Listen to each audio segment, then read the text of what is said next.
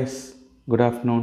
இன்றைக்கி பார்க்க போகிற டாபிக் பார்த்தீங்கன்னா warm up and cool down face.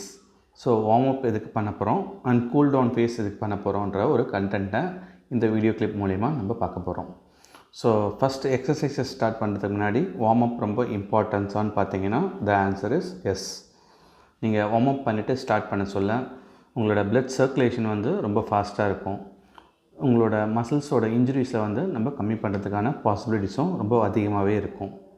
ஒரு டைரெக்டாக போயிட்டு ஒரு மசில்ஸ்க்கு இம்பேக்ட் கொடுக்கறத விட ப்ரியராக அந்த மசில்ஸ்க்கு நான் என்னென்ன மாதிரி ஒர்க் அவுட்ஸ் பண்ண போகிறேன்றத ஒரு இண்டிகேஷன்ஸ் கொடுக்கறதுக்கான ஒரு கான்செப்ட் பேர் தான் warm up.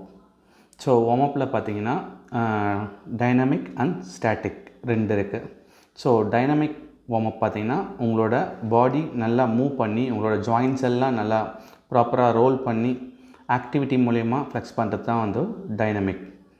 And static stretches பார்த்திங்கன்னா நம்ம கூல் டவுன் ஃபேஸில் மோஸ்ட்லி யூஸ் பண்ணுவோம். அது பார்த்திங்கன்னா ஒரு மிஷினரிஸை ஹோல்டிங் பொசிஷனில் பண்ணி இல்லைனா ஒரு cat camel stretch, so cobra stretch, அதாவது ஹோல்டிங் பொசிஷன் ஸ்ட்ரெச்சஸ் எல்லாமே static positions cool down phase. So இது எல்லாமே கூல் டவுனில் கொண்டு வரலாம். அண்ட் செகண்ட் திங், கூல் டவுனில் என்ன கொண்டு வரலான்னு பார்த்தீங்கன்னா ஒரு மைல்டு ஏரோபிக் ஆக்டிவிட்டீஸ், அதாவது ஒரு ட்ரெட்மில் இல்லை சைக்கிளிங் அந்த மாதிரி ஒரு ஆக்டிவிட்டீஸில் கொண்டு அதுக்கப்புறம் பாடியை ஸ்ட்ரெச் பண்ணுறது தான் ஸ்டாட்டிக். ஸோ இந்த ரெண்டு ஸ்ட்ரெச்சஸுமே இருக்குது. இது ரெண்டுமே நீங்கள் பண்ணிவிட்டு ப்ராப்பரான ஒரு ரேஞ்ச் ஆஃப் மோஷன்ஸில் உங்களோட லோட் மேனேஜ்மெண்ட்டை ப்ளே பண்ணிங்கன்னா உங்களுக்கு மசில்ஸ்க்கு எந்த ஒரு இன்ஜுரியும் இல்லாமல் ப்ராப்பரான ஒரு மசில் க்ரோத்தை நீங்கள் ரொம்ப சீக்கிரமே கொண்டு வரலாம்.